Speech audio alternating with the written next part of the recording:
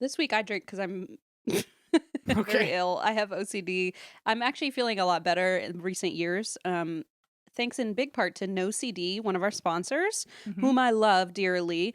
Um, because OCD is a lot more than the stereotypes of like, I mean, I love the show Monk, right? Like it's a great show, classic TV, but there's a lot more that's misunderstood about OCD. If you or someone you know struggles with this kind of thing, it's worth looking into No CD. Yeah, OCD is a serious and highly misunderstood condition that causes people to get stuck in a cycle of stressful, unwanted thoughts and repetitive physical behaviors. And, it can be scary and disturbing or make you feel completely out of character. And it can be really debilitating. But because there are so many misconceptions, a lot of people don't know that they have it. They feel shame about their symptoms and they even suffer in silence. But with no CD, help is on the way, dear. Not every therapist understands OCD or is qualified to treat it effectively, which can make it difficult to find the right help. OCD is highly treatable, though, with a specialized type of therapy called ERP, or exposure and response prevention. That's what I've done, and it has worked wonders. It's known to be the most highly effective treatment for OCD, and NoCD knows that. With NoCD, you can do live virtual ERP therapy with licensed therapists who specialize in OCD. And NoCD therapists are highly trained, so they really understand OCD and won't judge you no matter what your thoughts are about. And NoCD therapy is covered by insurance for over 155 million Americans. Go to nocd.com and book a free call with their team to learn more. That's nocd.com to schedule a free call and learn more.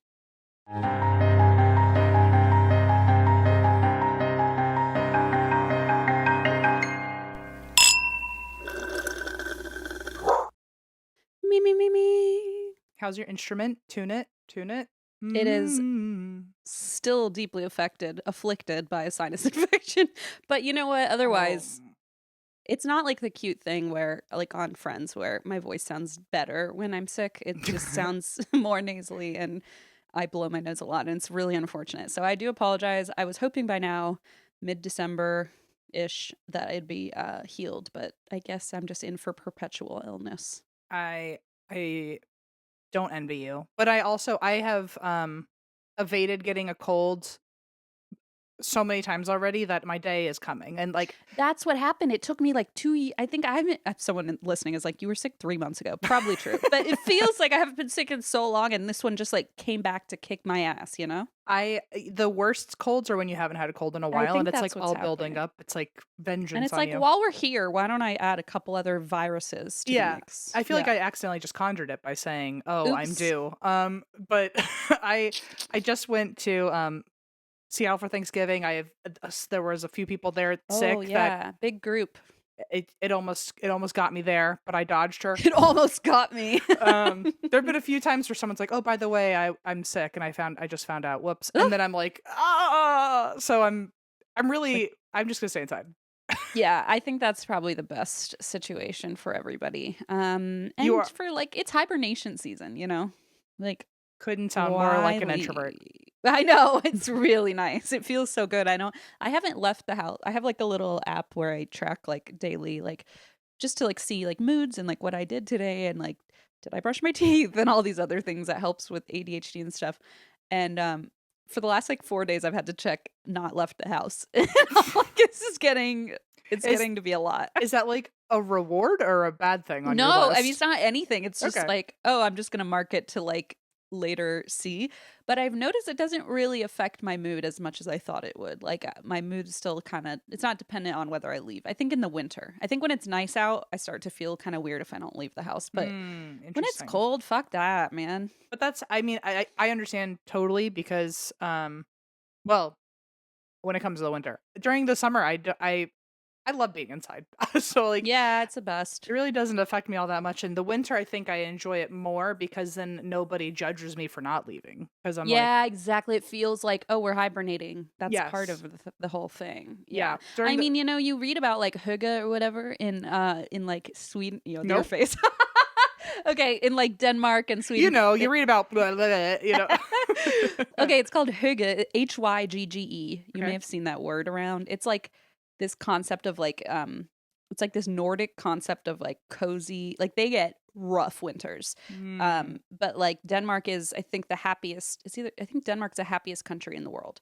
And so they've done studies like how on earth do these people, or how are they so happy and then they don't get sunlight and they don't leave the house? And it's because they have this concept of like, oh, we all just like bundle up indoors. The floors are heated. Like every house Mm. has heated floors. Everything is like built for you to be The comfortable. system is You, rigged for them. exactly. And like you have like these built-in communal events and family things. So you're not like alone, you know? And so it's all kind of structured in this community way, which I think is lovely. And like I don't have that here. I'm living in a mess and it's chaotic and I'm usually by myself. But you know, it's a really great concept to strive for.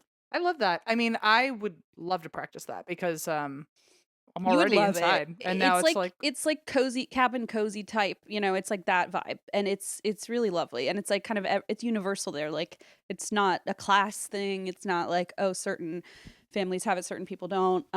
It's just kind of the norm and I thought that was really really charming. I love that. I Yeah. thank you. I have seen that word, and I've one never knew how to pronounce it, and two never knew what it Yeah, was. it's a weird one. It's a weird one. Yeah, you just gave me a rabbit hole. Thank you so much. Oh, speaking of rabbit holes, can I tell you why I drank this week? That it would be weird if you didn't on this show. Okay. Fair enough. So I've like stumbled upon this before. I mentioned this right before we recorded as something I want to talk about more in the um interim, what do we call it? The intermission. Mhm. But it's the idea of the GATE program and how okay, so gifted and talented programs and Oh, how they are like I'm sure you've seen this on like TikTok and stuff of like how they were related to potentially the theory the what do you call it?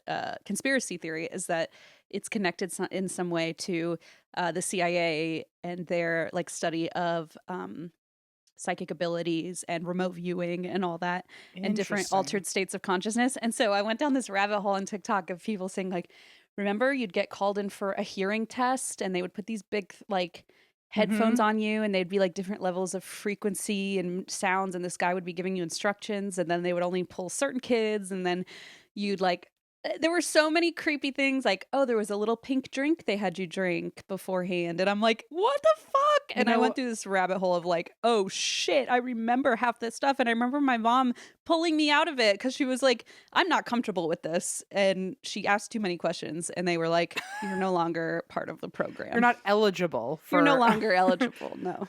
uh, you know, I'm not on that side of TikTok, but I fully could get invested today. It's fascinating. I thought you were gonna go a different route. Well, first of all, I didn't know what the GATE program was until you just said gifted and talented. Um, I think GATE is the CIA one. I think I'm getting them okay, conflated. Like I think GATE is CIA and then like gifted and talented is the like actual, but they're like weirdly close by a letter. You know what I sure, mean? So that's sure. part of the conspiracy. I thought you were gonna go the route I'm on, where anytime I hear gifted and talented on my TikTok, it's because someone's talking about how they were actually just Oh neurodivergent. yeah, we're all so mentally ill and neurodivergent It's like and they yeah, just needed etc. a place Yeah, to put us until everyone caught yeah, up, we or were until just we like caught up, or different. yeah. Yeah.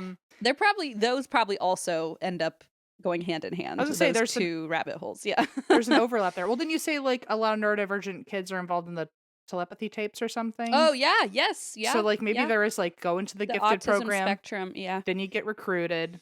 There's something about the telepathy tapes. I've obviously never experienced anything about I don't know what that's about, but I've heard a million Oh, people tell me it's so it's incredible. so good. It's so Um, good and so crazy. I mean, it, like, blows your whole worldview wide but open, so as you've excellent other rabbit hole to put me down. Thank you so yeah, much. no, that one's fun. I'm glad that you haven't, like, gone down it yet because I feel like we have a lot to discuss once you do. You're totally right. Um Why the fuck were they making us go sit in trucks and listen really hard? Okay, and it was always, like, a truck, right? It was always I'm like a like, why mobile was it truck. away from school? Like, it was always in a truck, and it was always, like or a trailer or whatever, and it would be, like, random, like, some kids would get called out randomly, and then, like, you never got I mean, as far as I know, never got results or, like, Yeah, I never got it was results. so weird. I guess there was I and I'm sure there's some excuse there. I know they do Excuse the hearing truth maybe, but like excuse. They have some excuse they're gonna tell us, yeah. but no, I remember it happening like randomly 1 year only and then Yeah, never it's hearing weird. I guess like to evade embarrassment, maybe they wouldn't tell you there were good or bad results unless they really need to talk to you or something. But I like guess. I don't know. They're like, "We don't wanna embarrass you, but you can't hear out of your left ear." Yeah. Also, like, did we need a test for that? I'm pretty sure we would know Don't they do already. that? I do know they do hearing tests, or at least a lot of places, states do hearing tests. And so I'm like, I get it. And I have gone to when I, famously punctured my own eardrum. Mm. I did go to the ear doctor and they did a hearing test, and it was in a weird closet, and they did put these giant 80s headphones on me. So part of me is like, okay, to be fair, like the real hearing test I got was pretty similar. But it's all the other stuff, like how they were kind of random and sporadic, and then also always in a trailer, and then always, like not always, but a lot of people had to drink this weird The pink pink fluoride stuff. Yeah. drink, which is like, what the fuck is that about? Like, if my daughter came home and was like, they made me drink this gross thing, and I'd be like, like, there's robots in your body now. Like, yeah, like I'm calling the police. What the fuck, you know? They can't make you drink a gross pink mystery cocktail. I don't know. It's just like, what's going on? And then they would like have us lay down, and some people talk about like, oh, and they would never let you bring home your paperwork. And mm. a couple people on TikTok have found like their old folders that they like somehow had kept, and like they would go through, and there are some weird ass worksheets in there, like decode Russian letters, and it was like practicing like decoding all these random You symbols and buried the letters. lead, Christine. That's incredible. Yeah. And then a lot of the paperwork too is, and they have like the originals from the 90s or early 2000s, and it'll be like all about, like they were apparently obsessed with whales, and everyone's like, oh yeah, I remember learning so much about whales. And then somebody said, well, think about it, they communicate with like frequency, like Echolocation. sound. Yeah. And it's like, you know, maybe there's something to it. I don't know. Listen, it's a great rabbit hole. Oh my God. And then Mall World. Have you heard of Mall World? I'm really losing it. This is why I should probably leave the house. Everyone's like, okay, we're starting to worry. But really, it's fascinating. This woman on TikTok made a post called Mall World. And she's like, I decided to map out where I dream every night. Like, I go to this place that I call Mall World. I'm going to map it out. It's so ridiculous. And everyone in the comment, not everyone, but a lot of people in the comments are like, that's where I go when I dream. And I Oh shit you shit. not, I'm looking at this going, holy fuck, the parking garage is right there. I know exactly where that parking garage is. What the fuck? I know. And now I'm like in this extra rabbit hole of like, what is this weird communal consciousness of like where we go to dream? Does Like, I Mall have World these. have anything to do with a mall? Is it a mall? Is that weird? Yeah, well, there's a Okay. mall, and then it has all these other things attached to it. So there's like a water park where I've been to. Although in my dream, it was Jason Derulo's water park. And there's a water park attached And to you know it. what? In Jason Derulo's dream too, it's his water park. No, in that dream, it's my water Oh, park. oh, In right. his dream, it's my water park. But it's like, oh, there are all these parking garages, and then there are the bathrooms where there are like thousands of stalls, and they're all broken. And it's like, yeah, we've all been there. Just weird stuff where it's like, it's probably some universal consciousness, like human dream. It's probably just Fascinating. how our brains work or whatever, like the same as we see the Hat Man. You know, so many people see things like the Hat Man or whatever. Maybe it's something to do with that, but I wonder it's if you. fascinating. I wonder if like you have to have like some. I'm about to sound like a wild person because I'm trying to rationalize dreams, but Mhm. maybe you have to have like some sort of clearance to access Mall World because I don't have that clearance. I have nothing you said I've ever dreamt, but I have worlds that I go to, and maybe that's like on the other side of town. Maybe there are other people who do like who go to that one, you know? Maybe like it's like a very like segregated space where it's like, oh, all Maybe. the mall rats go here, and then all the people that go to I don't know There's some also other an location airport though go to. attached to it. So it's like, Oh, so oh, so the that means canonically people do fly to other locations. well, the thing is, every time I'm in the airport, which I've had the same dream for like 3 nights in a row, and it's like a stress dream, I think, I'm always like running late or missing my flight or can't find my suitcase. So it's never like I leave the airport. It's like I'm just trapped there. And Hmm. so a lot of the dreams that people talk about are like, oh, I'm here, but I'm always stuck or I can't find the exit or it's so big that I never make it to the car or whatever. And then one of the theories, speaking of sounding absolutely nutty, here I go. One of the theories is like, well, maybe this is just like a holding place so that we don't like to keep us Well, like little lab rats, like keep us safe so we're not like wandering off into consciousness, like I, into dangerous territory. that doesn't sound crazy to me. My guess was going to be, oh, well, then that just proves that things are a simulation, and you just hit like the That's where corner we all of the go. Yeah, game. Yeah. exactly. It's Hmm. fascinating. And when she was like, I just posted Mall World as kind of a joke to be like, oh, look at this crazy place I dream about. And everyone was like, I've been there. And I had this freak out moment where I was like, oh no, but sometimes I dream like I'm in a parking garage and then I look and I'm like, oh my God, it's right there. I see exactly, and that's where the entrance is. It's so weird. Anyway, it's a rabbit hole again. But That's also I will blowing my mind because now I'm like, yeah. well, maybe if there are corners of the game where like you can't get Mhm. farther, then which would then mean I thought I was on another side of town, but there is no other side of town. Maybe it's like an elevator and I'm downstairs. Oh, creepy. Yup, yup. Interesting, interesting, Yeah, at interesting. during the intermission today slash yappy hour, we should I'll pull up the map hand-drawn map, Yeah, and I we'll would see love if there that. are any crossover, I would love that. Wow. Remember when you said we should do this for intermission and now we've I talked know, about and it then I just couldn't help myself immediately. No, Zero that's chill. fascinating. That's fascinating. Hmm. Anyway, why do you drink? I drink because my tea doesn't have any lavender syrup in it, and I Mm, ordered it that way, so I'm kind of travesty. now it just tastes like I don't know, Tea? just plain raw tea. Leaf water? Yeah, just dirt, kind of. Yuck. Um, I do have lavender in the fridge, but I'm like, do I really want to get up? So that's the one thing. Oh, the real reason I drink this week is because this weekend I went to go see the play. I don't know if you've heard of it. Um it I think it's new. It's Paranormal Activity based on the movie. But it's a play version. No. And I didn't even know about it until I saw like people posting that they went there on Instagram, and I was like, I've got time this weekend. So I Yeah. popped on over. I have never That was such a good fucking play. If it comes to your town for some reason, you have to It's go. just called Paranormal Activity? It's like yeah, Oh, hell yeah. I haven't seen the movie in a long time, but I think it's That's one of the only inspired ones I've by ever seen. Like, one of the only horror films I've actually watched in my it's adult years. it's inspired by. It's not like a true from the movie. It's like just like, Right. oh, you get to watch Paranormal Activity happen live, basically. Ooh, how fun is that? It was, and actually, I'm not kidding, so fucking scary. Like That's what I was gonna ask. I've never been in a theater. It was like watching a movie because and everyone had been Yeah. given permission to react wildly because everyone in the audience was like, "Don't go in there!" Oh Like my god, wait, I'm so excited. I want to see it it. was super scary. There's one scene in particular.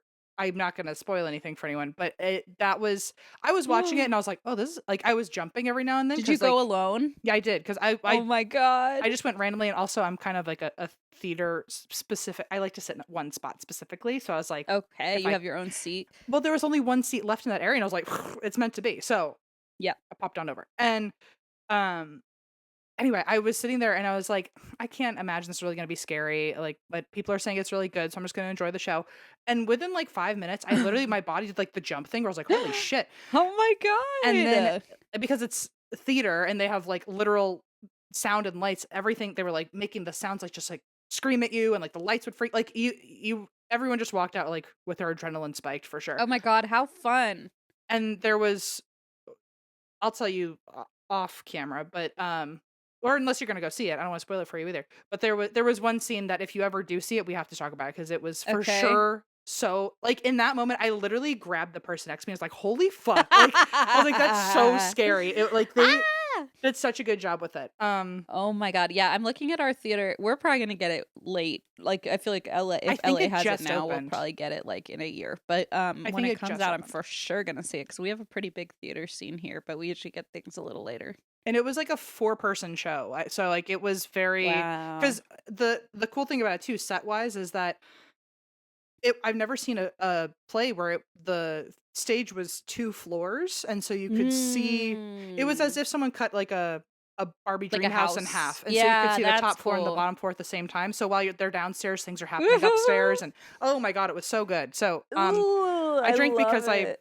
I treated myself to that last minute, and it was like super worth it. So Ah, I want to go see that. Yeah, that's honestly every time I go see a good play, which is like most plays I go see, I usually end up being good. But whenever I go see a play, I'm like, damn, I got to see more plays, and then I never commit to that. But I want to actually make that a thing. You know? I usually am strictly musicals. I was just explaining this yesterday where if I am invited to a play, I will ask first what it's about before I say yes. But if it's a Mm, musical, I usually never ask a single question. yeah, So you're like I'm in. Yeah. I'm hesitant about plays, but this one was Okay, for sure for worth it. those interested, Paranormal Activity is currently in Chicago, LA, DC, and San Francisco. Cool. So, Short we- run. yeah, But seriously. I mean, hopefully that means it'll get more play yeah, it elsewhere. will. There's no with the and my reaction was like a matinee, like a random Yeah. like I can't imagine like on a Friday night when people are Oh like yeah, have a couple cocktails, go on a date. Oh it my was gosh. like I was grabbing strangers. And I Ah! don't I would not usually do that. I'm not so but Yeah, I would hope not. you Yeah. could hear the couple next to me going like, "Oh fuck, like what are you gonna do?" It was very good. It was very I good. want to So see that because that movie scared the shit out of me like 15 years ago or whenever it came out. it was a very good reason to drink. So Wow, I love it. yeah. Um Good one. Good one. that's why I drink. What's going on? What's going on? What happens next? I tell a story? I think I must go back to the drawing board and see what the blueprints say, but I think Yeah. next you tell me a tale. Okay.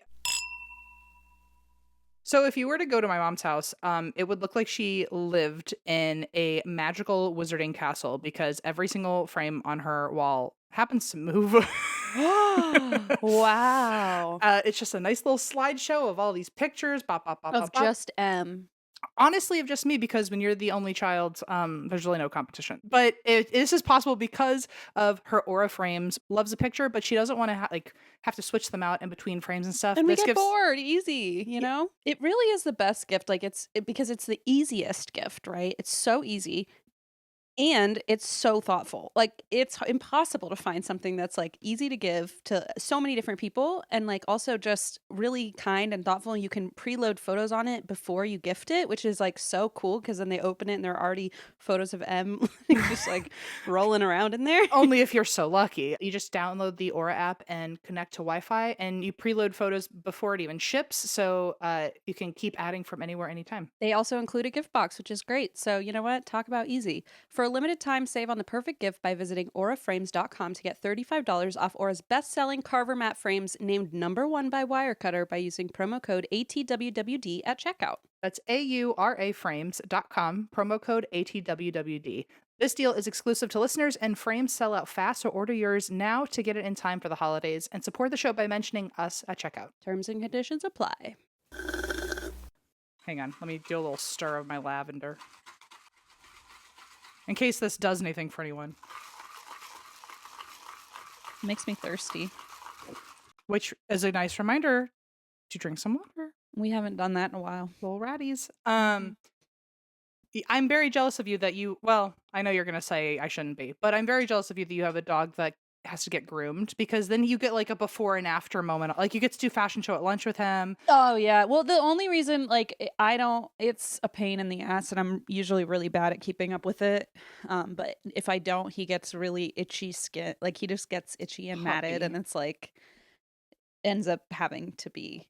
But yeah, don't be jealous. It's a lot. It's kind of a pain in the ass. I would imagine it's like money wise, it's not fun. Like I do It's like not that I cheap either. I like you that know? I save money because he Yeah, doesn't. it's pretty expensive, I'll be honest. I mean, and like I'm happy to support local groomers, all that, of course. And it really does save a lot of trouble with like his skin and stuff. But Well, I'm also jealous of you because your dog doesn't shed, and everywhere I go, I'm That's just good. riddled with fucking hair now. And That's he's the best part. tricolor, so no clothes are safe. No clothes are safe. Yeah, that's where you should be jealous because that part is a game changer that I didn't even realize till I was a little older, and I went, "Oh fuck." Yeah, I've just had to learn to live in Hair. disgust. Yeah. Yeah. Yeah. Genius marketing. I don't even know about marketing, just genius business idea. At our dog park, a portable groomer always parks out front. Oh, smart. And- Smart. And you can always tell when someone has used the groomer because all of a sudden their dog comes in a little too clean, and I'm like, You're like, straight to the mud. yeah, I was like, you should have done this on your way out, but whatever. Okay, I do have a story for you. I'm not just trying to hold off on that. Okay, it's a story from Chicago, and oh my god, I think I heard my very first true Minnesota accent recently. And by recently, I Oh. mean yesterday. Because I've heard people that like have a little twang of it, but I met someone who was like, I think was Minnesota A personified. Midwesterner. I didn't know what the hell was going on. He was talking to me and I was like, where are you, What are you from, saying? buddy? I was like, what is I honestly, I thought, I'm so sorry. I thought he was like I thought English like was maybe his second language because it was such a different accent than what I'd ever heard. I was like, You'd oh, never heard it before? Like a Minnesota accent? not that deep. It was like, and Oh, I'm wow. wondering if it was maybe like mixed with like a different accent. I don't know what it was, but then he was like, "Oh, I'm born and raised from Minnesota," and I went, "What?" I was like, I Yeah, didn't it's see that coming. intense. Where I, did you meet this at person? the dog park, I was like, Oh, okay. our dogs love each other, and him and I were Aw. finally making small talk. But I've always heard him talking like with another group of people, and I was like, "Where's he from?" And then I just would never think about it. Minnesota. And then, but it was like usually I could pick those things out, and like I'm from the States. I can usually guess where people are from. But the way that he spoke, I was like, this guy is from a whole other world. I can't wait to Wow. learn about him when we eventually bump into each other. And Yeah, I then have a lot of questions. his friends left, my friends left, and it was just the two of us. And I was like, okay, time to get it going. I can't wait to hear like, if what he's been up to in his life. And he was like, oh Drinking yeah. beer, He was eating like, cheese. I'm from Minnesota, and this is the first place I've ever gone. Ever gone? That isn't Does he Minnesota. live here? He Or like does he? born and raised in Minnesota and recently moved here. And I was like, Oh, what a big what? fucking jump, man. So anyway, I have to relearn accents. I don't know. Seriously, you've been in that bubble too long. It blew my mind. I was like, it was refreshing to be like, oh wow, I've never really officially heard Huh. this, I guess. Anyway, Minnesota, shout out. Your accent is cool and crazy, and I thought for sure I knew what was going on over there, but I don't. And Em thought it was a foreign language for a minute. I was like, I couldn't place the like it could have been, might as well have been just a different city in the U.S. I couldn't have guessed the country either, but I was like, he's certainly not from here. Like, Fascinating. L.A. Yeah. But yeah, blew my mind. I was like, wow, I'm humbled. I guess I don't know as much as I thought I did about accents. Interesting. So shout out to Minnesota man. Already forgot your name, so sorry. Oh wow, you were that blown away. I do know his dog's name. So shout out to her. That's Little more golden doodle. important. Yeah. Okay. This is from Chicago, not Minnesota. Don't know why. Anyway, this is the Hull-House. The Hull-House. That sounds familiar, but I think maybe not. Thank you. I thought it sounded familiar too. It feels like something I would know about, but then like can't put my finger on what, I honestly should have done some recon and seen if I covered it in one of our books. Mhm. Because this does sound so familiar, but I'm wondering if I just saw it on so many listicles and kept putting it off. Right. And it also sounds like Hill House. Mm-hmm. Yeah. Yeah. But I did look it up. By the way, fun fact again, if you did not know, we have an episodes tab on our website where you can search any topic and see if we've covered it. And we search it regularly to And make sure. That's what happened last night for me. Uh-huh. I have not covered it before on the podcast, so here we go. Okay. This is Chicago in 1856. The Hull-House was built, although it was called the Hull Mansion at the time. So be respectful about that. Yeah, seriously, what the fuck? Hull Mansion. Thank you for playing along. I mean, like, why would you not downvote. What am I doing, like, on Reddit? Why would you, like, demote them from, I guess it's because, like, the definition of a mansion changes. I don't know. Now we have, like, McMansions. I don't know. I guess so, although I think I've told you this before. Do you know the difference between a mansion and a house? I mean, it's, like, the square footage, right? It has to be 5,000 square feet and have five bedrooms. Okay, so that's a mansion. Yeah, so maybe back then there was just different qualifications. Well, there is an answer to why it is changed from mansion to house. Oh, okay. But I loved that you were so ready to fucking wow, fight I don't know honor. why. I mean, who cares? But I was like, although I feel like Hull House, or Hull House, I can see why like it has that. Yeah, I would too. For the alliteration, I'd be like, I think we're back to house, going. actually. Yeah. What would your house's name be if you're going with Shifa or Lamp? Well, Blaze's last name. We call. Well, I used to say, like Lamp Mansion. I would call it Lamp Mansion. I think that's hysterical. You should bring that But back. like nobody gets it, so then it sounds like I'm calling my house. Gio, come here. Okay, you want to show everybody your haircut? Oh, he's gonna look so handsome. Come on up. Okay. Where's my memes? Oh, you smell good. Beautiful, handsome. Oh wow. Oh, and there we go. You can see like how fluffy he is. Like, and he smells so good, which is wow, you are extra floofy today. Oh, I'm so jealous of your hand. I'm so jealous. Oh yes. Oh, is he gonna lick his weenie? Yep. Okay. Anyway, thanks for showing up. He said it's not clean enough. Back to my ways. I'm not classy gent. Oh, okay, bye. He just wanted to come in and show me. I'm so jealous of you. Leaving again. Oh wow, his tail. Let me see if you can see it. Show us. Oh my gosh, it's like someone's wig went missing. It literally looks like somebody just cut straight bangs like on a wig, all like a bowl cut.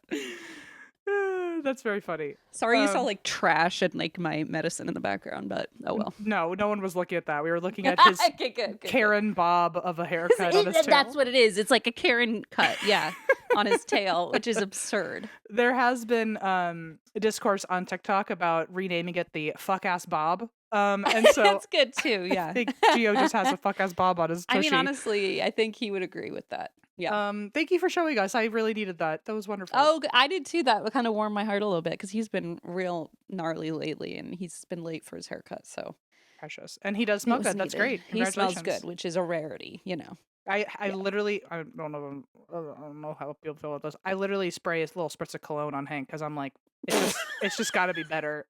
What if we got canceled because you spritzed cologne on your dog? I never know if it's like we'd never have seen that coming. That would have been the most outrageous. Everyone's got an opinion on what you should and shouldn't do with your dog, but I mean, he seems fine. I think that one is pretty okay. I don't know. I'm still new to this. I'm scared all the time.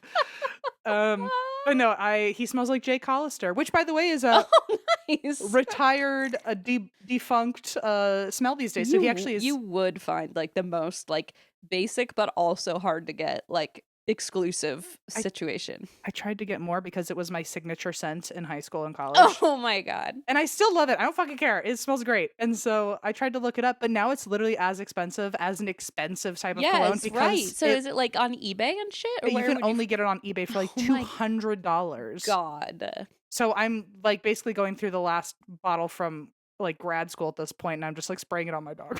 You and Hank. He smells like old money now. Yeah. Oh wow. That old mall money.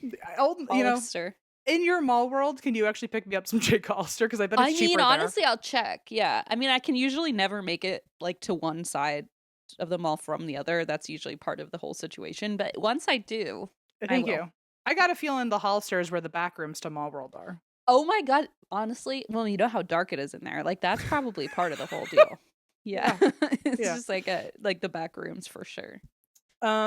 Anyway, here we go. So, you were saying the Lamp Mansion. I do think you should bring that back. Oh, so I thought that was funny, but then it's sort of like if people don't know what that is and they see our Wi-Fi, they're like, "What the fuck?" Because it's like it's not a mansion. I don't live in a mansion by any stretch of the word, so it's like it feels like a little bit like I have to explain it, and then that's silly. Well, you know what we call ours. No? Yeah. What is it again? Remind me. The Schultzforth Manor. And we don't live in a manor. But manor sounds like you it's like a fun, like it's a cute, quirky word, whereas like mansion feels like holier than thou or something you would actually write in like a description of a Zillow house or something if it were, you know what I mean? Like yeah, it feels, I guess. But the definition of a manor is like the house, the main house people live in on an estate next to many other houses they also own. But manor feels like, oh, we're like kind of just like being silly. Like we're being like goofy about it in like a fun way. I feel like manor has more like playful tone to it. And mansion just feels like, why the fuck you don't live in a mansion. You know? I would have just done Schultzforth Cottage, but we already agreed to manor like 3 years ago. So now I do it feels like manor really a lot. stupid because that's it's you guys did that, and I thought that was really the way to go. I was like, that's clever and fun, but our name doesn't quite like lamp Schiefer lamp. It just doesn't work. I don't know. So if anyone has any ideas, let me know. Right now we call it Gio's house but we spell it Haus because it's like the German spelling. So it's beautiful. Gio's house. I love that. And that pretty much fits the bill, especially with that fuck ass Bob he's got going now. He like really runs the manor, if you know what I mean. He really does. Yeah, no, I understand.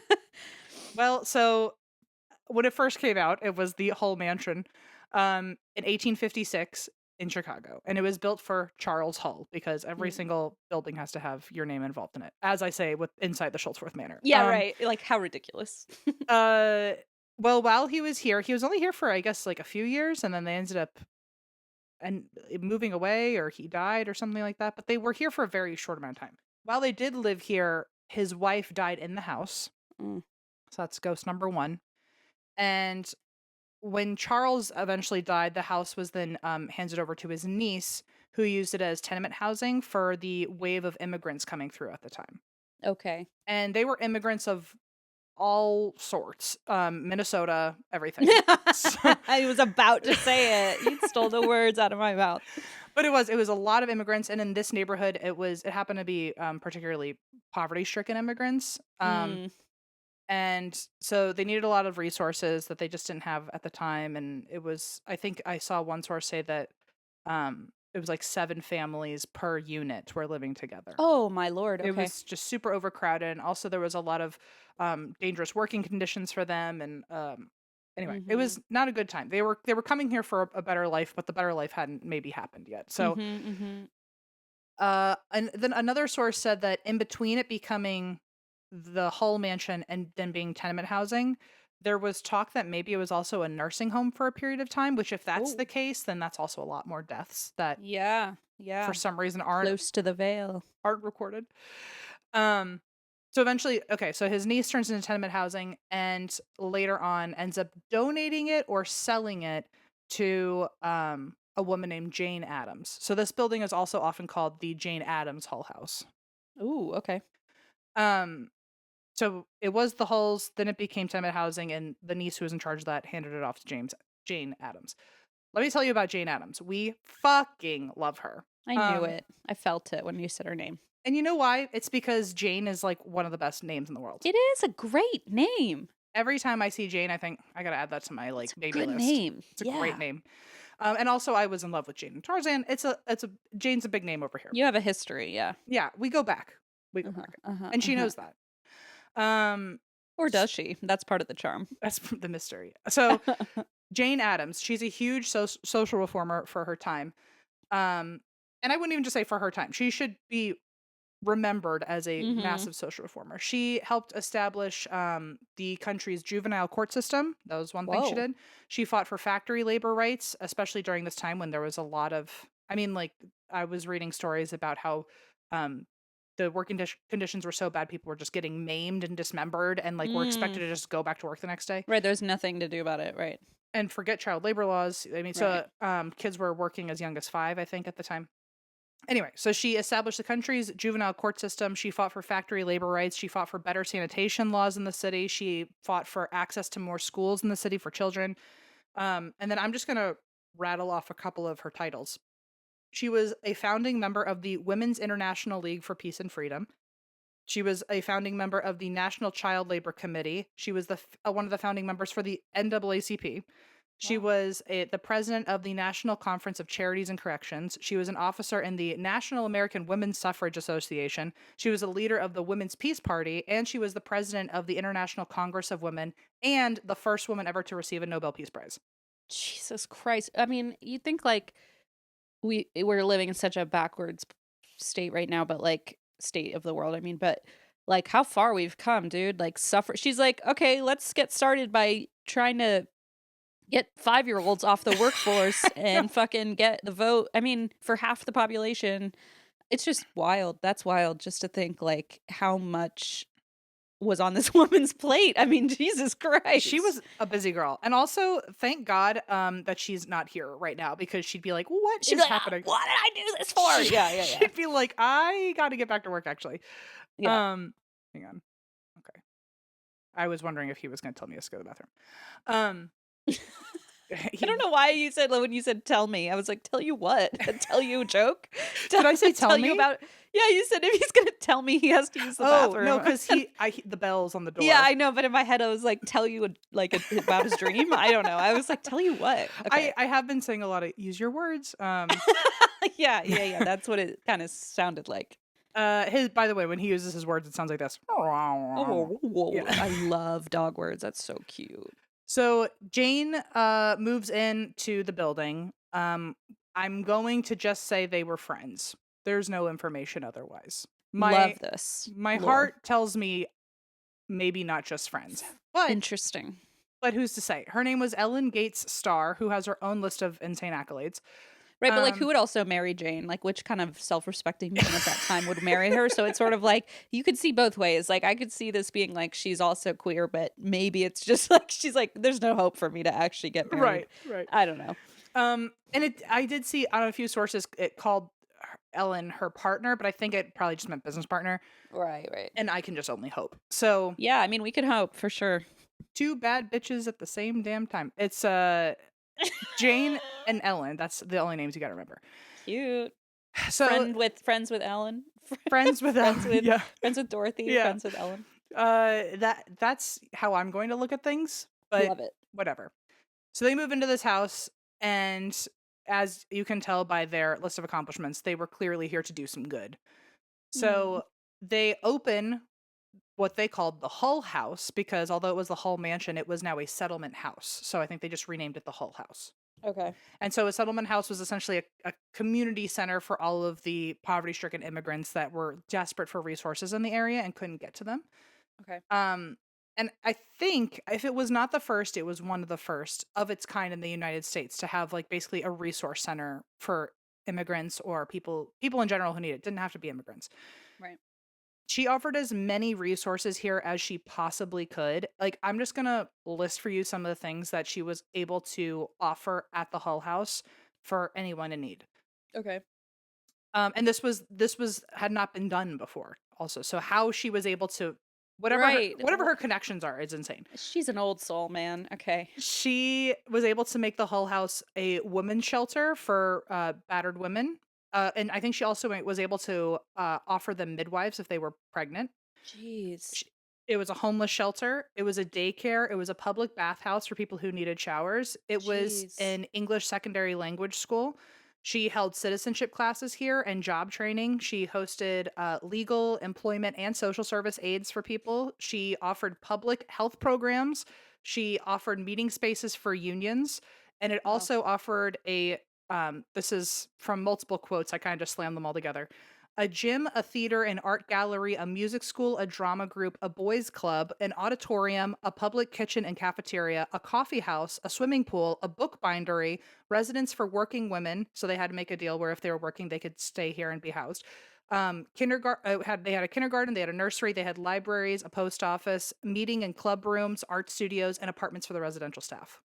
Not like again, this is why I was so defensive. That's a fucking mansion if it ever deserved a name, you know? Like fuck off with a house. That's insane. That's insane. And like it's hard enough to fund the arts in 2025. Like they're getting chopped first, right? Like she's like, "Oh, we have a gallery here just to like stimulate, you know, the art." Like we're in And survival mode I and love all that. of you are in survival mode, but we're going to also focus on like enriching your spirit, you know? What the fuck? Speaking of spirits, do you know whose you just really gave a pat on the back to? Because Ellen was in charge of the art gallery. I knew it. Like, yeah, that's beautiful. God bless these people, man. And also, like, this is a reminder that in 2025, we can't offer public health care or daycare or food or books or anything to people. Or we don't, I guess. Or we Yeah. don't. We could. We just don't. There's Hank. Hang on. He's going to tell you something else. No, it's slurp, slurp, slurp. Oh, I see. But my brain stops working when I hear a dog slobbering everywhere. I love him very much, but I can't. I was trying to do my notes last night, and that was when he decided to like clean his armpit out, and it was the craziest sound. Gio does this like chewing sound, and I'm like, I'm gonna scream. Yeah. I'm gonna start screaming. So this is more for me than anyone else. I just need to like hang out for a second. I get it. Also, when he drinks water, he drinks the whole fucking bowl. It's so annoying. Oh my god. I know. I had to teach him water so he'll actually drink. He like doesn't remember to. It's very scary. No. I don't think he realizes how important it is. I love how our dogs have like no survival instincts. Not one. He would run to the coyotes if he could. You'd be like friends. But yeah, we could offer all those things and we just don't. It's crazy. Yeah. But, and also that a woman who barely had any rights was capable of putting it all together. But like think about the fact that there are people like that today. Like she's probably reincarnated into someone doing the exact same thing today that doesn't get any recognition, like we don't even know that they're doing this. Mm-hmm. That's just people like this do exist, and that's what I feel like Mr. Rogers always like find those people. Yeah. No, really. He would say like find the helpers, and I feel like that's the person. Like in every age there are some, and they often don't get recognition. So that's fascinating. I'm so glad that she at least got the first woman to get a Nobel Peace Prize. It's I can't imagine a person more deserving. Yeah, that's incredible. So through all of these resources she was able to conjure up, the Hull-House helped around 2,000 people every week. And by 1920, it's not like this was a chain and they opened up in other locations, but the Hull House and their mission inspired other settlement houses. And by 1920, there were 500 across the country. Wow. See, that's incredible. Yeah. That's incredible. So a lot of the original Hull House has since been demolished, but what's left are historical landmarks. Hmm. The rest of it has joined a college campus. So anyway, so Jane Addams worked here until 1935 when she passed, and that's kind of just the history of Jane Addams in the house. But we're gonna time travel to 1913, right in the middle of her time here. Hmm. One day, Jane is working at the Hull House, and she answers the door to three Italian women, Hmm. and they are demanding incessantly to see the devil baby. And apparently they had heard that there is a demon baby that was born here, or that was born and then brought to the Hull House because their father had cursed them after mocking the devil. And after mocking the devil, the baby was born a monster. What? Jane was like, nothing like that here. So I don't know where you heard that, but we're Hmm. good if you could leave. But no matter what she said to them, they were insistent that she was hiding a devil baby from Oh, them. God. Okay. Um, she, and to this day, really nobody knows where this rumor came from, but someone had just said it. And I will even say, so many people were coming in here that needed help in certain ways. There might have been someone with just like physical differences, Right. Yeah. and all of a sudden, like, there's a monster that lives here, Or you you just know? hear people who are underserved who are giving birth there and like Yeah. single, sex workers, whatever. It's like I'm sure there would be some sort of Or, yeah. yeah. Or with so many immigrants coming in, I'm sure there was some sort of stereotype and someone said something and then through the grapevine it became like something I don't agree with lives there or whatever. Anyway, we don't know where it really started and Jane tried to get to the bottom of it. She was like, "Where the fuck did you hear this? Cuz like Hmm. I'm busy. I'm juggling a lot right now. I don't know about your I'm demon due at the baby." Supreme Court in 10 minutes. It's like, "I'm trying to give you human rights. Can you Yeah, leave me literally. alone?" Um so she's not sure, but they basically wherever this group of girls heard it from, everyone in their neighborhood had heard about it too. And Oh, wow. Jane seemingly overnight was inundated with people from all over wanting to see the devil baby. This was Oh just the God. first round of people knocking on the I wonder door. if her saying like nope, nothing to see here got everybody like all, maybe those women went and said like she won't let us see the baby and then everyone got into a fervor. Yeah, eventually turned into Jane because in the goodness of her heart would take anyone in, including a devil baby, but she must be Mm, hiding this baby from everybody. And so okay. every time she would double down and say, "Nothing is here," they'd be like, "Uh-huh, yeah, yeah, yeah, Yeah, yeah, we've yeah." heard that before. So at first when I say people from all over wanted to see this devil baby, it was people from different blocks. Then it was people from different neighborhoods, then people from different boroughs or, whatever the Oh Chicago boy. version is. Then all over the country. I mean, the rumors spread so fucking fast that within Mm. 6 weeks, people were coming in from other states by the busload. Thousands of people were calling in. The police had to like work around Oh my traffic issues. God. People were lining up out front. They were camping out like just for a chance to see it through the window, offering to pay her all sorts of money just for a peek at this devil baby. What? Um, it was nuts. And so the story of the devil baby had multiple versions by the time thousands and thousands of people are coming to see it. The main two were one was from Italian communities and one was from Jewish communities. And so the Italian version, and of course there were many offshoots of this, but the main Italian version is that there was this pregnant Catholic woman and she married an atheist, of course. Oh no. So that's problem number one. Apparently, while she was pregnant and they were setting up the house, she put up a portrait of the Virgin Mary in their house and he ripped it off the wall and he said he'd rather see the devil in the house than a picture of the Okay. Virgin Mary. And so by doing that, when the baby was born, he came as the devil. Mhm. And some Mhm. stories even went on to say that they tried to baptize the baby and it didn't work. One story I particularly enjoyed for the fear factor of it all was that they tried to baptize the baby and when they looked in like the baby when they looked under the cloth to see the baby after it was baptized, the baby was missing and then they found him running around on the pews at the back of the church. um that got me going in the middle of the I just night. picture that like the little hot stuffed devil, Yes, that's what I'm thinking. That's totally what I'm thinking. The Jewish version, again, many offshoots, is that there was this pregnant mom. She already had 6 girls. She already had 6 girls. She was pregnant again with her 7th, and the husband was like, I would rather have the devil come in here than have another daughter. Either he's horrible or those daughters were horrible. I don't know which version it Yeah, is, yeah, but yeah, yeah. Could be, yeah. he was like, please, I cannot stand that. Please don't give me another daughter. Devil's Yikes. like, don't mind if I do. Yeah. So then the devil, well, I guess a son was born, but as the devil was the Right, story. okay. In either version, the baby is born with some or all of these features. It's not like a metaphorical devil, it was the devil. So the baby was born with horns, hooves, a pointed tail, pointed ears, oily red skin, leather wings, and apparently could curse in multiple languages. Oh, that's sick. And in some cases, another favorite of these variations is that I guess when the baby was born, the father was smoking a cigar, which, wow. Classy. And the newborn reaches up, grabs a cigar out of the dad's mouth, and starts smoking it himself. I love this baby. It literally does sound like hot stuff. Hot stuff devil. He does. He lights people's cigars for them. Yeah, and he has red, oily skin, I assume. I don't know about oily. The red, oily skin is a wild descriptor. It really, talk about sensory discomfort. Like, ugh. Oily is all you had for me. Red, oily I'm skin. done. No. Well, so in both of these main versions, basically, he was horrific to look at, and they didn't know what to do. When they would show him off by the street, people would scream. I don't know why they're showing him off if they're that terrified of him. And he's cussing everyone out and smoking. I mean, that's awesome. But so they didn't know what to do, and they were so ashamed of him that they brought him to the Hull-House, where Jane took him in and knows where he is, and theoretically hid him in the attic from everybody. And so it looked very suspicious, again, that Jane spent weeks denying he existed when every other day there was a new story about this devil baby existing. Uh-huh.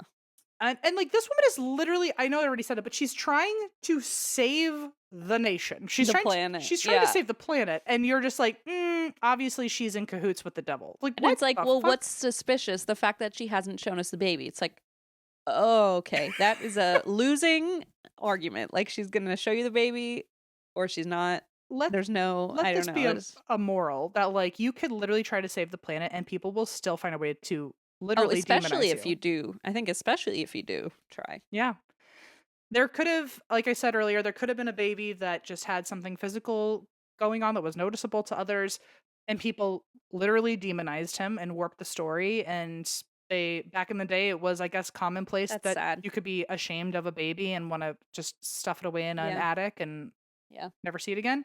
So I guess maybe for the time it was more realistic of a theory. But then you would just say, oh, well, no one would even know, because people would be so ashamed, quote, of the baby that this story wouldn't have even come out, that you gave birth to this baby, right? I don't know. I mean, someone might have, like a midwife or a, you know what I mean?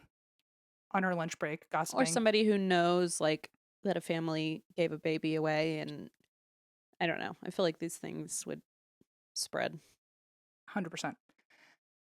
Anyway, Jane and the staff were adamant there was no devil baby. She actually even wrote a lengthy, but I did read it, a lengthy piece for one of the 1916 issues of The Atlantic.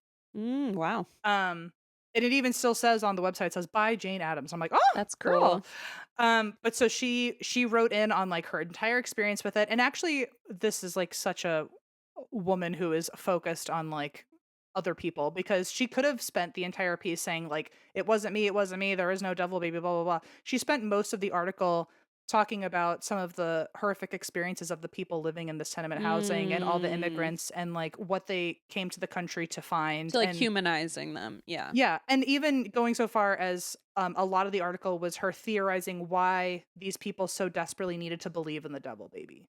So it's like a think piece more than any sort of, like, defense or whatever. Yeah. And she had every right to make it a defense if she wanted to. And instead she went, actually, I think it was really important culturally for these people to believe in this. And I mean, humanitarian at the end. This is one quote from her. It's a long one, but it's worth it to me. Hopefully to you.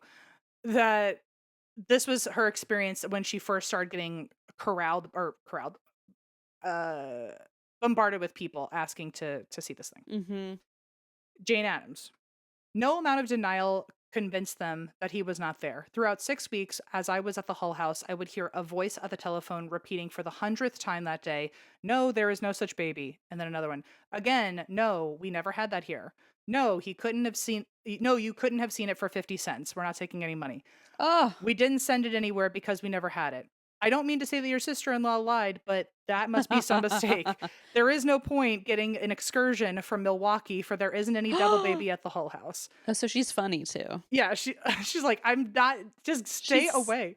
she's edgy. I like her. She then says, although the visitors to the Devil Baby included people of every degree of prosperity and education, even physicians and trained nurses who assured us of their scientific interest only, the story constantly demonstrated the power of an old wives' tale. And the Wow. reputed presence of the Devil Baby at Hull-House did not reach the newspapers until the 5th of 6 weeks, after thousands of people had already been informed of his whereabouts by the old method of passing news from mouth to mouth. So Wow. she was like, "We didn't even need the paper. The whole country knew about this." It's too late. Yeah, Yeah. the journalists were behind. Wow. And like I said, she mentions quite a lot in her piece that um, of the people coming in droves, a lot of them were older women, especially older immigrant women or older poorer women. And so she thinks a lot of it was they needed to believe in it because it gave them comfort in the powers that be, and to Mm, remind them that during all of these real struggles they're dealing with as right. an immigrant, where they thought that they were coming here to have a better life, in a lot of ways their lives were not that great just yet, or maybe never. I don't know their situations, but given their daily struggles that they were enduring at the time, it was a Mhm. reminder for them to not feel like they had failed their families or failed their faith by coming here. Mhm. So, Mhm. Interesting. and it was also a way for them to like focus their anxieties on something external instead of worrying about Right. what was going on. Right. Right. So I thought it was a really good article. Also, fun fact: the Devil Baby was the inspiration for Rosemary's Baby. Oh, I was gonna ask if there was any connection. Yeah. Yeah. So, anyway, after 6 weeks of this, the story slowly died down, but the lore still makes the Hull House one of the most notoriously spooky places in Chicago. So, there's the Devil Baby, which is like the main reason people would go on like a tour here now, Mm. um, if they wanted something spooky. But as for ghosts, it's actually said that Jane and Ellen were warned about ghosts before they even got the house, that it was already haunted. Oh shit. And when they moved in, there were already tenement boarders living there. Yeah. And they said that they would regularly see things to a point where they would leave water out uh, on the steps at night because they believed that spirits couldn't cross water and they just wanted to sleep. Oh my lord, so it's active already. Yeah, and Jane Wow. Jane didn't know she really believed in ghosts, and she was like, "Okay, well that's a silly story."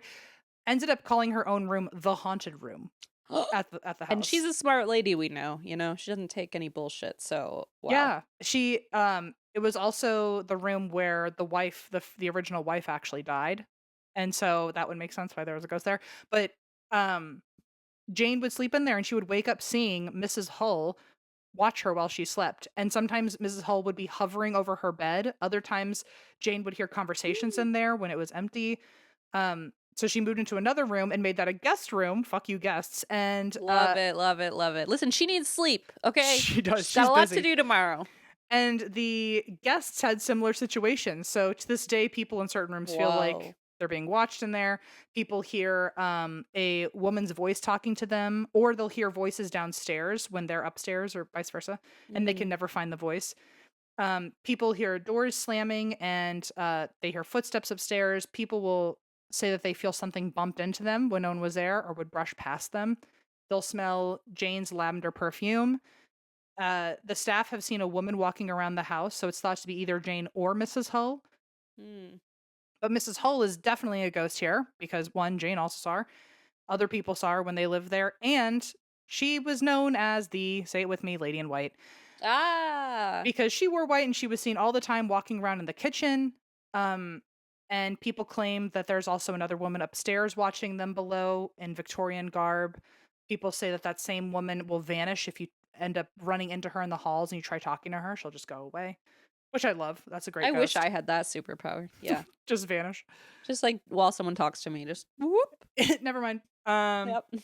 There's the ghost of a monk that is seen roaming around here. Um, there is a phantom. Hmm. phantom children laughter, if you will. Ooh. And not only the giggling, which I usually don't stand for, but I would take that over the rest of this.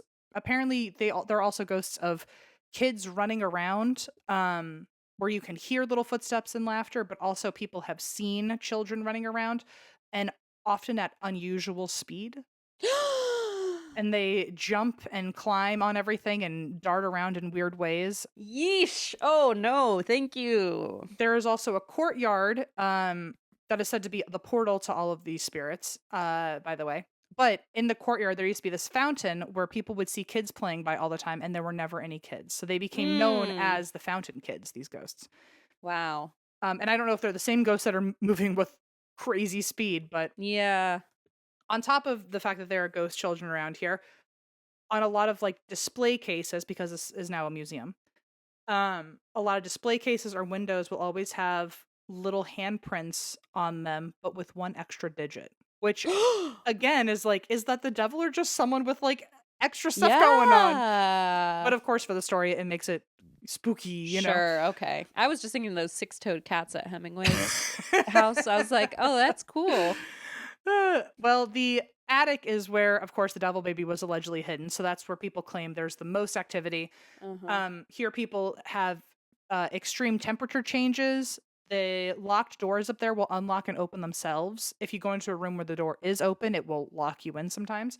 People have heard scratching and rustling and scurrying on Ugh. on the other side of the attic door. One tour that was going through heard loud dragging and a crash in the room, and when they looked around, a chair had dragged itself out from under a desk and fell over by itself. Imagine being on that tour. Imagine being the tour guide, and you're like, I You're don't like, know, man. and now I have to open this fucking door. Anyway, yeah.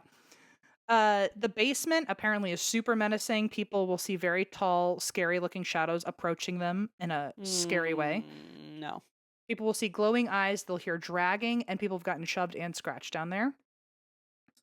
People have also seen books fly off the bookshelf by themselves. They've heard their name get called out. The security alarms will go off. People will hear rustling in the kitchen, which I like to think would just be me as a ghost. And the staff will get locked in and out of rooms all the time by doors that should not be locking. And finally, of course, people claim that they smell sulfur, hear a baby crying, and see an evil tiny face in the windows as if the devil baby is really there and has been An all evil along. He's just smoking a cigar. Just smoking a cigar. Oh yeah, it's not even smoke like hell. It's just his cigar. Yeah. Cigar smoke, yeah. Okay, sorry that was so long, but that is the Hull-House. That was good. I was creeped out by some of that, man. I'm sorry. I'm like, I hope that the devil baby, there was no even like real version of like a baby who's now just being like, yeah. but I say that to say, I really do just envision hot stuff in my head the whole time. Yes, I know, with the little diaper. Like, I mean, talk it's literally the devil baby. Yeah, you. As soon as you said it, I went, well, that image is stuck there. Yeah, I was actually wearing that T-shirt earlier. I meant to wear it, and then I ended up changing. Have you gotten your tattoo yet? I'm so tired of this. When does it happen? Oh, okay. Now that's a story for. Here's the. I'll tell you the TLDR. Well, we're about to go into intermission. Do you want to make that the intermission thing or no? I did really want to send you Mall World too, though. Okay, right. But I'll say it here, and then maybe I'll remember to say it next. Say more, or maybe it's not worth saying more. I got scammed. No! I got fully. Yeah, I've been meaning to tell this story for so long, and I just keep forgetting. I did not see that coming. I got fully scammed. It was quite an elaborate hoax. I went back through all the emails and went, "Wow, they really got me good." Did you already give them money? Oh yeah.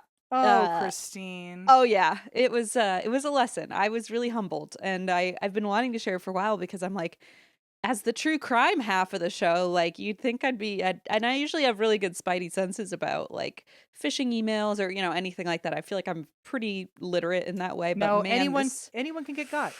God, and they really like they knew they were able to look through my Instagram and make it like really personal, and it was just like real fucked up. What was your last message with them? Did you ever say like, I'm being scammed? Like what? I at one point did. I ended up writing an email like, I'm submitting this information to the local police or whatever, and I submitted a police report, but obviously they just didn't respond. I mean, I don't know what I wanted. I didn't want to. Oh, I'm sorry. Did that put a bad taste in your mouth to like not get it now? No, I just have been like, okay, that was a big chunk of money I'd saved up for a tattoo, so I'm gonna not just like jump into another, and I was like, I'm just gonna And to let that one defend you, sit. before people reach out at all for Yeah. and are curious, you did give her money, or them money, or whoever, because there was already a date in mind to Oh yeah, you were we were supposed to meet all up that day, scheduled. and It was then like a whole thing. Yeah. yeah, I finally caught on because, and they were very like, they would like not ask for money for like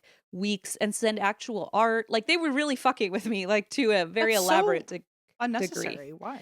And yeah, yeah. So what? Sorry, go ahead. Sorry. No, no, you're good. I just ended up sending them like, it was like like a half of the payment. It was like a half the tattoo deposit type thing. Hmm. And it's so weird because like we had a Zoom meeting scheduled and then I canceled the Zoom because I was like, oh, we're traveling, like I'm, and so it's like, what would have would they have canceled the Zoom at the last minute? Would they have ghosted me then? Like I don't know what the, like it felt so interpersonal that I was like Yeah. totally blindsided. But I started to get a bad feeling and then I ignored that bad feeling. And now I've gotten a lot more like, anytime I feel even an inkling of like, I'm like, check this first. Like check this first. What was the thing that made you suspicious, or when did Oh it my when God. did it It was happen? embarrassing. Way too late. Oh, Because I mean, if you go back, it's so embarrassing if you go back and listen to that episode. Please don't. But if you do, I understand. But it's embarrassing because I'm like, wow, it's the craziest thing. The universe aligned. I mean, it's really no, silly. they knew exactly what you would. They knew what they were doing. Yeah, Yeah. no judgment. It was pretty cringe looking back. But they basically ended up sending an email that was like, oh, my dog is hurt. Can you send me money? And I went, what? Like, it was just like, okay, this is clearly they're on their last, trying to just get whatever penny they can out of me. And I was like, this is, immediately I was like, oh shit. It was like all the kind of spidey senses were suddenly like, damn it. It all fell in on itself all at once. Yeah. Yeah, I mean, it was like it was a couple $100. And so I was like, this doesn't feel good. And I left it. I still want to get the tattoo because I just love it. And I don't have bad feelings about the tattoo or anything. But man, I was like, ooh, I gotta be more careful. So anyway, I say all this because I want people to not feel like that I don't know. It can happen to anybody, so be careful. yeah. No, that sucks. But also, it for some reason it would hurt my feelings twice as much that like they're basically breaking up with me. Where I'm like, wow, even they don't want to do this shit anymore. I know. I'm like, honestly. They're And like, then they never let's just obviously be shady immediately. Then they ghosted me and I was like, wow, I suck. Aw. They really rubbed the salt in it. But I'm no, sorry. it was all fine. And like honestly, I was more like mortified than anything. And then I was like, whoa, okay. And I went through the emails and I was like, damn. I've shown a couple of people and they were like, I mean, honestly, it's very convincing. Like, and I talked to Yeah. my father-in-law who also recently had something happen on Etsy where somebody like scammed him.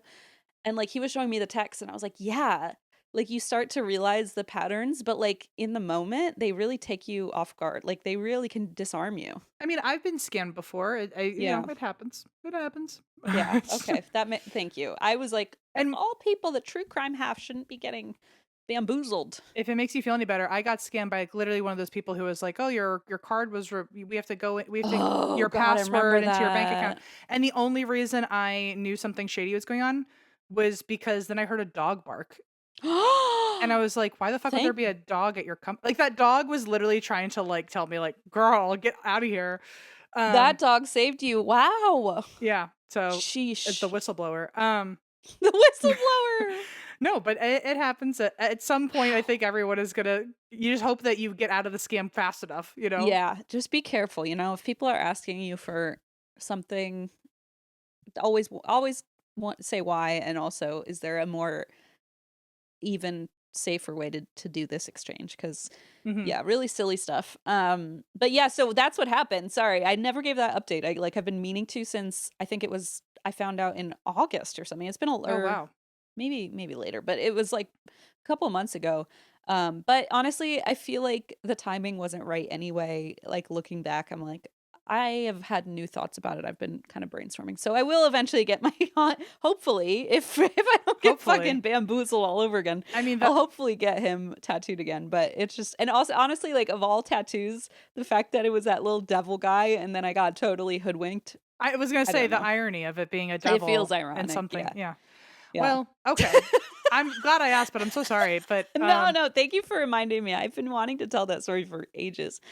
But yeah, so just good stuff. But yeah, anyway, sorry, I know we probably all have to pee, etc. no, we can. Um, Do you want to pee first and then intermission? yeah, then Mall World. Yeah. I'll meet you at the Hollister. I'll catch. Bring a flashlight. Send me your pin, and I'll drop a pin. I'll if no way because I'm not getting bamboozled in Mall World, okay? I feel like we have a cheat code for gifting this year because Storyworth is a really good one. You know, I love a gift that's thoughtful, but also like easy and like fits multiple people because we're hmm busy, right? We're trying to do our best. We're trying to make people feel cared for. Storyworth is a really great option. I know we've both gifted this to people in our lives. Yeah, we recommend story memoirs too for your loved ones this holiday season. It might sound a little intimidating, but they'll love it. It's a gift that they won't see coming and something that makes them feel truly special. And it turns out that it's also a gift for you because now you get the stories from your family, Aww. and everyone gets to enjoy it. Yeah, it's really cool. So each week, Storyworth emails a loved one a memory provoking question that you get to choose. Like, what were your favorite toys as a child? I found out some weird ones from my parents. Or what are you most proud of? And like, it's things you don't necessarily ask every day. All your loved one needs to do is respond to that email with the story. And they can write it, which I know if some people prefer to type it out, or they can record it over the phone and Storyworth will transcribe it, which is like such a great development. Yeah, and Storyworth compiles your loved one's stories and photos. The photos are printed in vibrant color, and this year they added a bunch of new features to make storytelling even easier with new book designs. 35 million family stories since their founding 13 years ago, and they have over 48,000 five-star reviews on Trustpilot. Give your loved ones a unique keepsake you'll all cherish for years. Storyworth Memoirs. Right now, save $10 or more during their holiday sale when you go to storyworth.com/drink. That's storyworth.com/drink to save $10 or more on your order. I'm tired of big wireless bullying me around.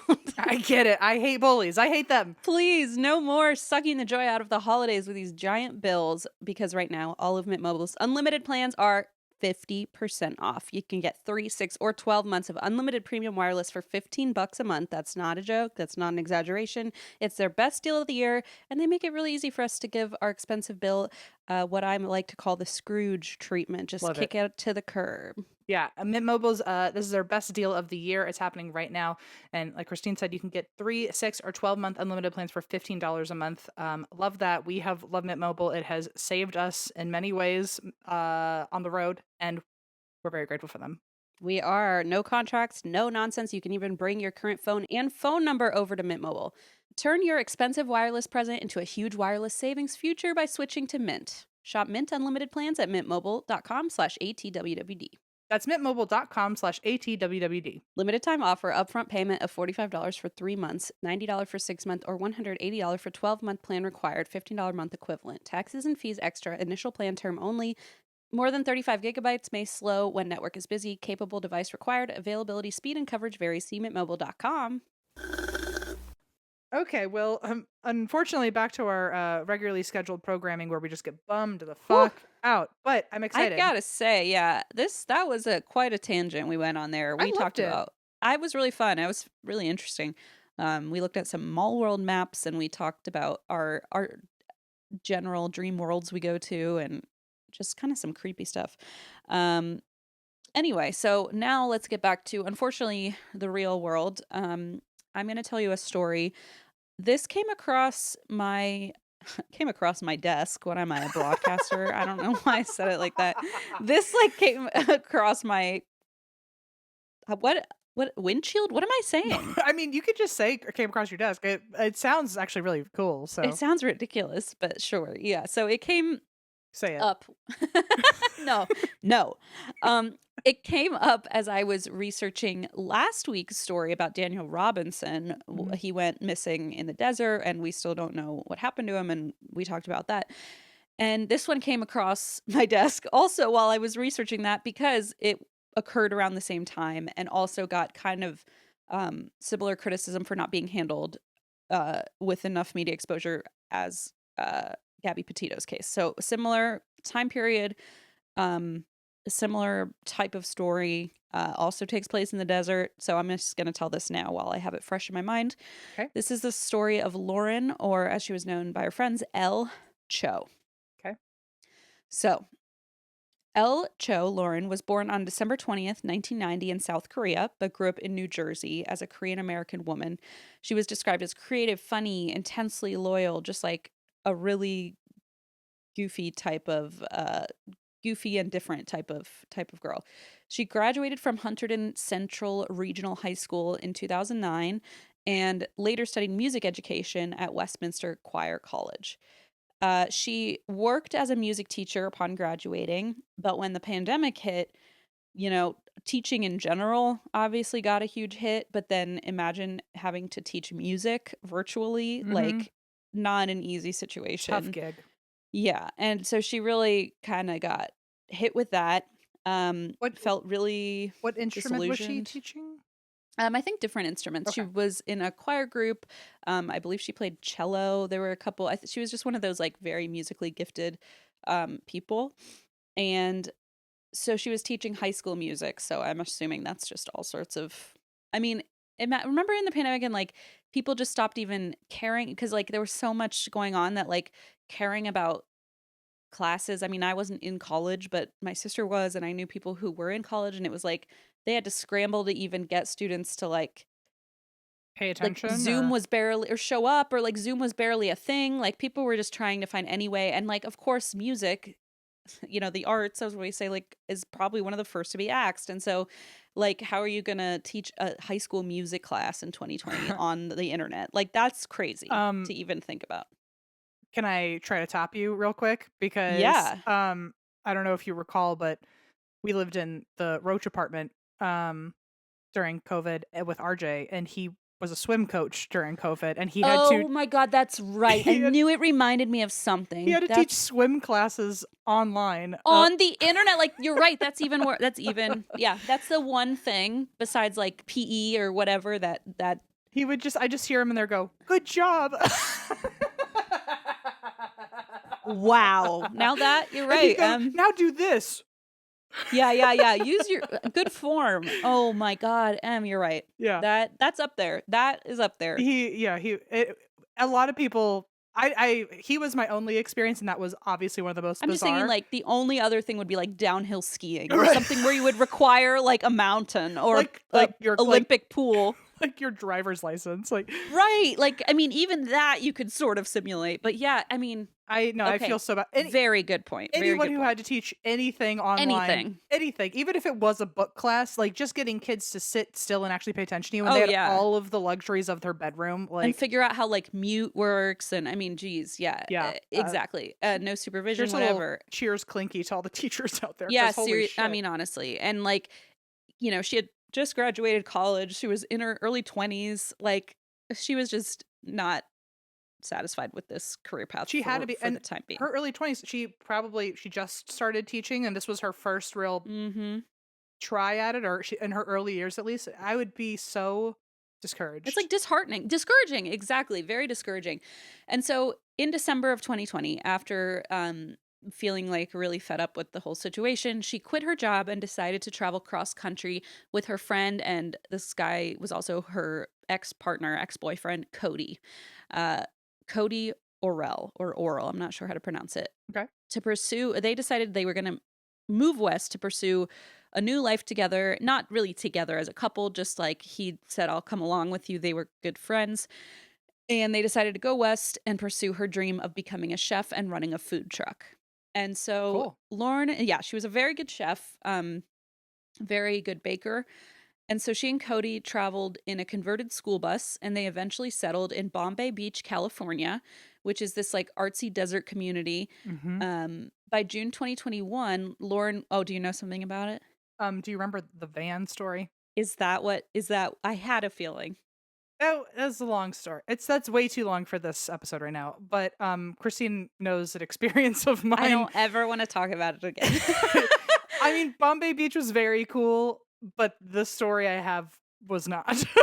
Okay, so the reason that I thought maybe there was a connection is because I'm sorry for the interrupting way you so much. I'm no, interrupting you to because apologize. this is exactly where I was thinking because Kendall Ray covered this one on her YouTube channel and she talked about how like in the 70s this was like a very good touristy spot, but then like issues with the lake and issues with stuff happened, and it just became like more of like an artsy kind of, people settled there when they didn't have anywhere else to go or didn't want to go anywhere else. And I was like, this is starting to sound familiar Yeah, it to a was story I've it was heard. essentially like a Palm Springs back then. Yes, yes, And it yes, was a very beautiful area. Now, so the near Bombay Beach is the Salton Sea, yes.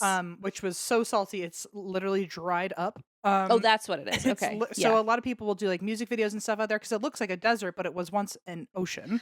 Okay, Um, okay. and now there are a lot of artsy Yeah, things, and a lot of the community out there, they are just living out there, and they spend most of their time um, making art with whatever they can find in town. This isn't everybody, but it is a major pull for people because if you want to go hmm, see something interesting or different than living in the city, there are really cool stuff. Like there's one area that looks like a drive-in theater, and it's someone clearly just pushed a bunch of the old abandoned cars all facing one direction with a big white screen. Like it's like that's so cool. it's Yeah, very creepy art, and the creepy element is because it is pretty isolated during the day. So yeah. The you're pretty aesthetic much of it too feels very creepy. Yeah, it's very ghost towny, and so dried up lake. it feels like you're alone, surrounded by like very big art installments, and you're like, "What the Yes, fuck is going on?"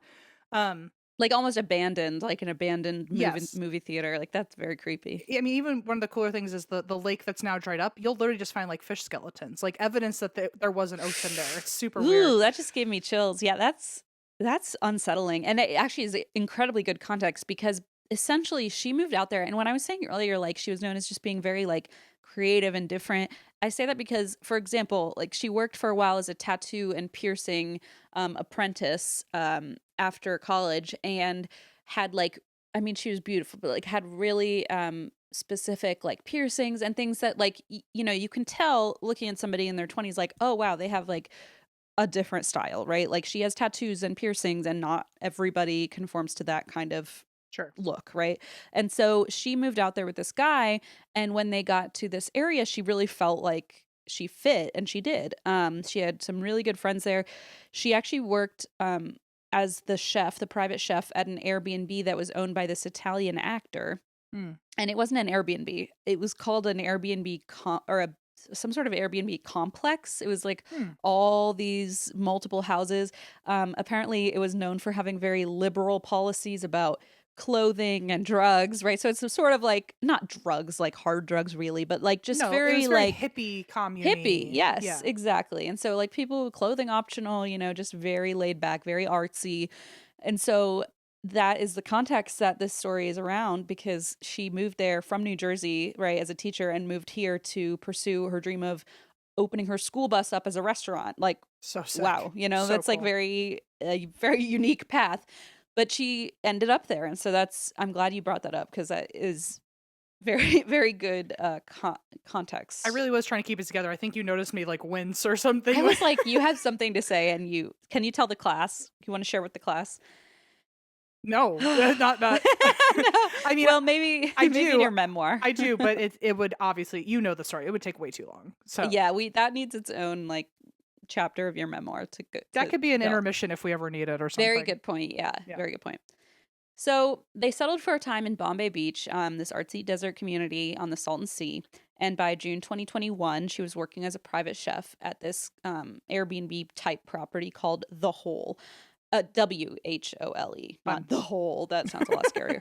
The Hole. And it was located between Morongo Valley and Yucca Valley, California, near Joshua Tree. So, a little bit of context before her disappearance. Friends and her ex boyfriend, Cody, later told reporters that Lauren had moved west seeking freedom and a fresh start, and that she was working on recipes and private dinners as part of her ambitions to become a chef. According to friends, Lauren had recently been experiencing some emotional stress and mental distress, although they said, like, not to the point that we think she would have been in crisis and wandered off, but you know, you never know. Sure. I can imagine that many people in general, let alone in their like early 20s trying to like start fresh, were not somehow mentally distressed during 2020, right? Like that's a fair it's fair to assume a lot of us were struggling, right? Hmm. And so there's never been like a formal diagnosis, but that's just something to note that her friends did say she was feeling like stressed and distressed occasionally before her disappearance.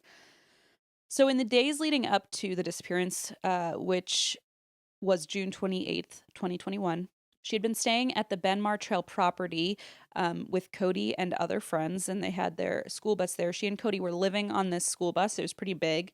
And basically they said, like, even though we were exes, that was in high school, and like we were just close friends, and it was Sure. nothing weird about it, you know? Yeah. So fast forward to June 28th, 2021, the day of the disappearance. Lauren was at the property in the 8600 block of Benmar Trail near Yucca Valley, where she lived and worked. Friends later told authorities and media that Lauren had become upset that afternoon. She and her friends and Cody were having a few drinks.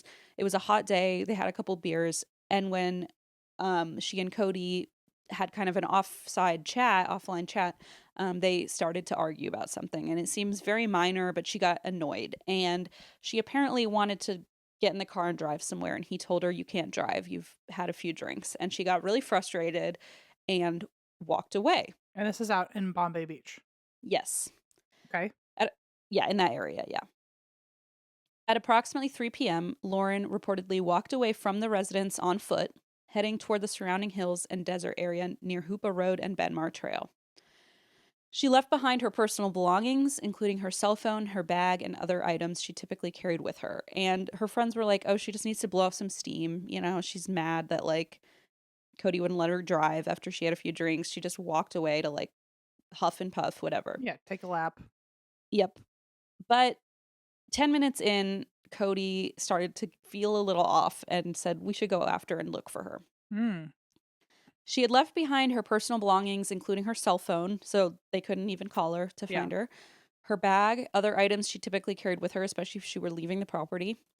Friends noted she also left behind her pet parrotlet. Baby Stop parrot. it. This was a small bird she was reportedly very attached to, did not like to leave behind. Even for a few hours, she would start to get anxious if she left him behind. And when she left, she was last seen wearing a yellow t shirt, jean shorts, and Doc Marten style boots.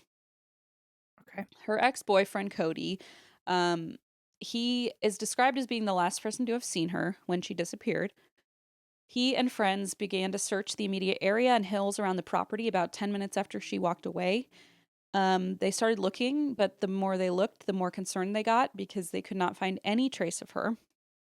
After roughly 3 hours, when she did not come back, right, they're like looking and looking, hoping she'll just turn up and say, "What are you guys doing?" You know, Mm-hmm. she just doesn't seem to be coming back. 3 hours later, Cody contacts the San Bernardino County Sheriff's Department, Morongo Basin Station, to report her missing, and that is 5:13 p.m.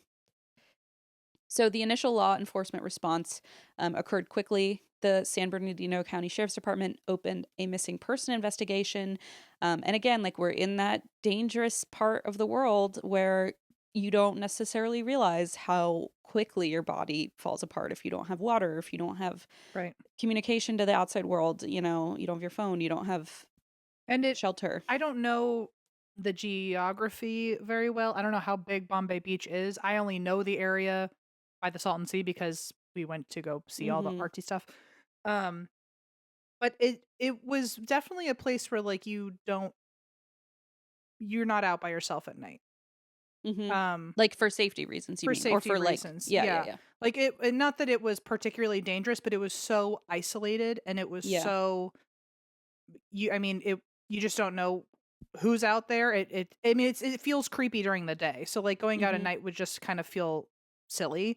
Well, and like liberal, open, progressive places like this draw also people who don't have good intentions, right? Like, not Sure. everybody who's there is going to be um like a peace and love, you know. I mean, there's and if they can find vulnerable people. Yeah, so you're right. There's like that fear base of like, and the fact that they're not finding any trace of her is alarming, because also the Doc Marten shoes, like, you'd think the police came out and said we can't even find her shoe prints out Mm, here. So like either she hopped in a car, you know, got picked up, something like that. But yeah, it's like alarming because you'd expect in 10 minutes that she's just kind of in the area, right? Like, right, right. it adds to the creep factor for It sure. So sounds like they're she, like, right pretty away was maybe taken off, like, something like a yeah. very something very quickly happened. I mean, it's one of those cases where you hear like 10 minutes Yeah, and anything can happen. like that, anything can happen. So they open this missing person investigation. Early searches involved deputies, search and rescue volunteers. I believe they had like 9 dogs searching for her. They combed the desert with volunteers and rugged terrain near the Benmar Trail property. They had these ground teams with canines that were deployed. At least one aircraft was used to search from the air. And authorities described the search area as rugged terrain of the open desert of Yucca Valley with challenging conditions, high heat, and limited shade. Mhm. Missing person flyers with Lauren's description and a photo were posted throughout Yucca Valley and Morongo Valley. The word got out pretty quickly locally.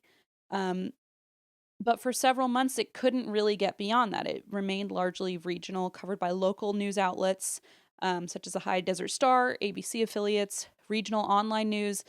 It just wasn't blowing up to be a nationwide story. Mhm. So in September 2021, law enforcement publicly announced that the Specialized Investigations Division, which includes the homicide detail, had joined the search due to the length of her disappearance and the fact that they just had no leads.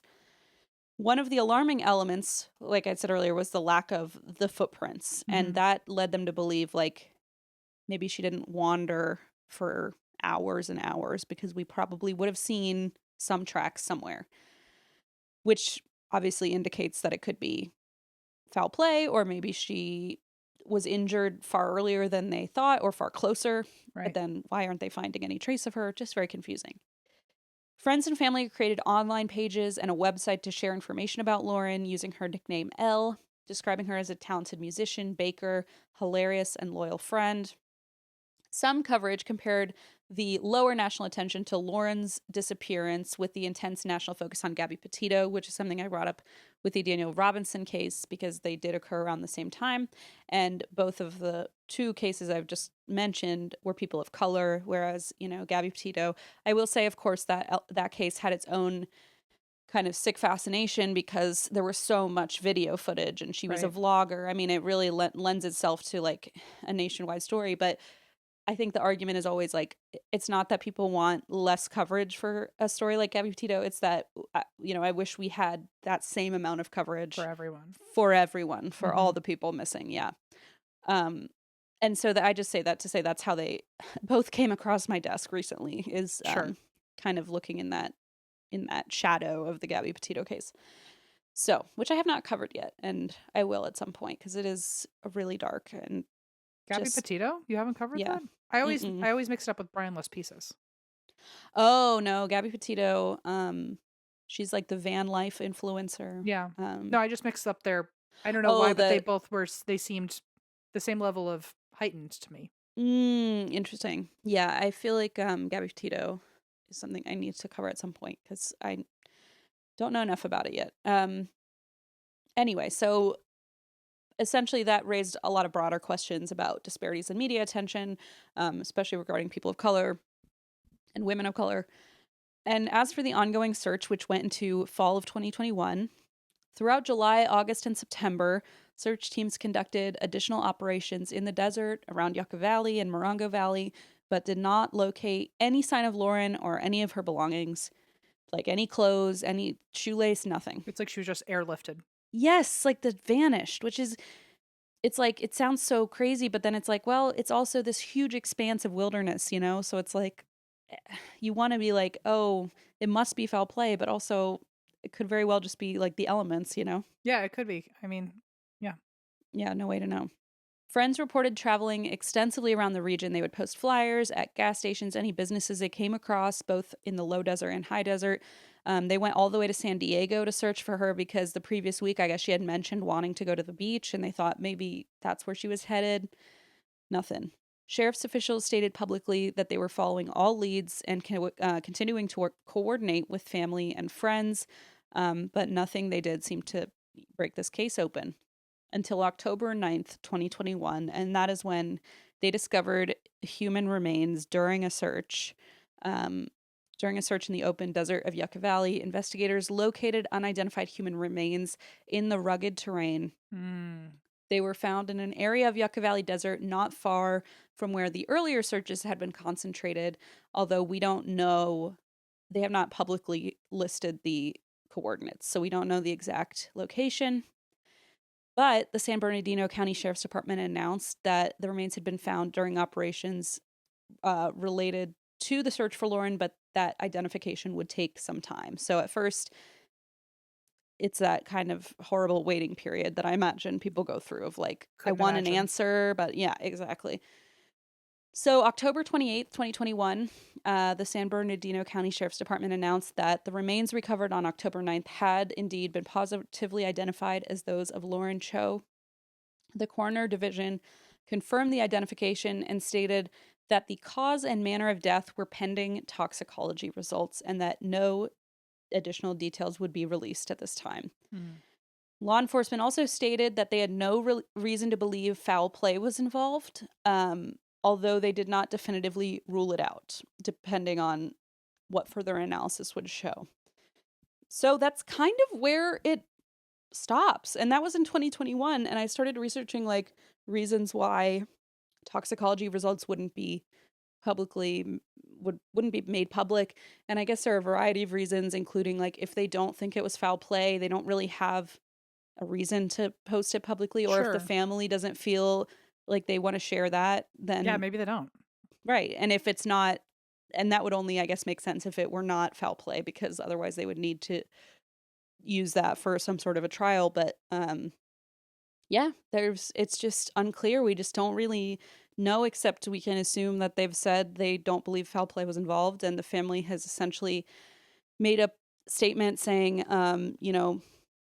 how deep their grief was, thanking the people who helped search for her, shared information, supported them.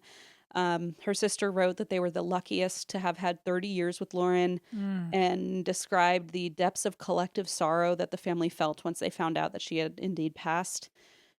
She's remembered as just a really cool sister and friend, just a really beautiful soul.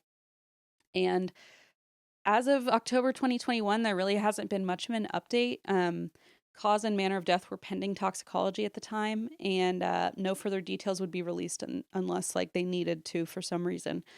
So yeah, we don't really know. There have been no arrests or suspects in connection with Lauren's death.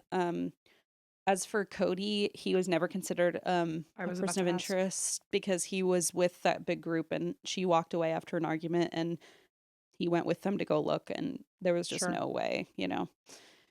So yeah, it's just really sad and too bad. And it's been cited, the story, in conversations about media inequality and coverage of missing persons cases, especially involving women of color.